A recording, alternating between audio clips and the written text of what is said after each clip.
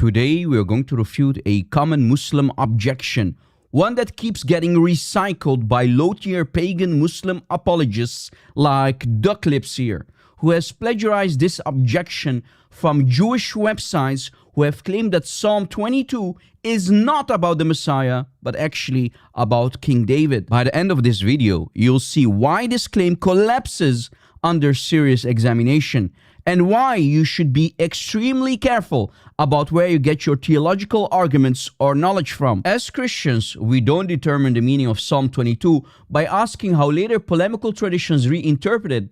We interpret Psalm 22 the way the earliest Christians did, through the lens of the Gospels, through the apostolic witness, and through the church fathers who lived far closer to the cultural and linguistic world of the text than any modern internet apologist ever will.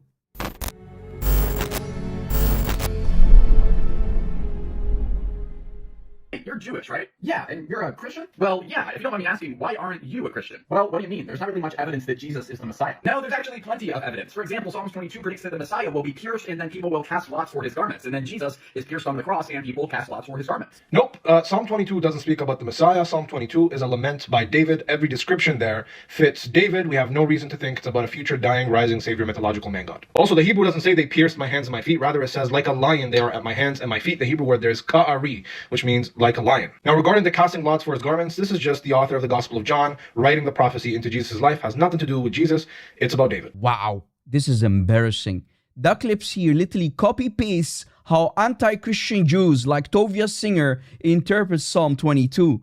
I'm seriously starting to doubt if Libiano is actually a true Muslim. He might be an undercover Jew or at least a secret Mossad agent or something. And of course, Allah knows best. But let us refute him anyway. First of all, the Masoretic text, the standard medieval Hebrew text reads, Ka'ari yadai vereglai. I'm not a Hebrew speaker, so don't hold it against me if I'm not reading the Hebrew correctly. Literal meaning, like a lion, my hands and my feet. The problem, this phrase is grammatically incomplete in Hebrew. It lacks a verb. It would need something like a lion, they maul my hands and my feet. But the verb is missing. The reading that makes more sense, they pierced. Some ancient manuscripts, including the Greek Septuagint translation, 200 years before Jesus read, they pierced my hands and my feet. The Greek Septuagint translated with a verb meaning dug through or pierced. Also important, the Dead Sea Scrolls, older than the Masoretic text by about 1,000 years, contain a fragment of Psalm 22. Many scholars argue that the scroll supports a verb, ka'aru, rather than like a lion, ka'ari. The difference in Hebrew is literally one small letter. Like a lion, they pierced, dug. In ancient Hebrew manuscript, these letters are very easy to confuse. What do modern Hebrew scholars say?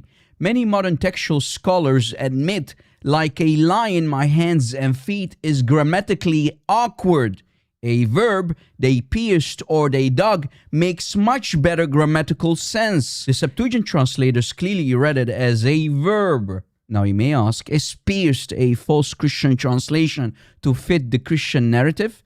It's clearly not fabricated. It's based on the Septuagint, some Dead Sea Scroll evidence, and last but not least, grammatical considerations. But let's assume the correct translation is like a lion at my hands and feet.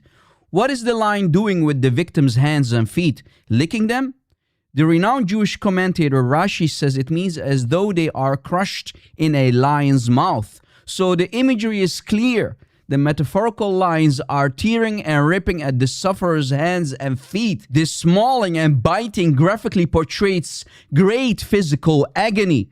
It's entirely consistent with what occurs in a crucifixion.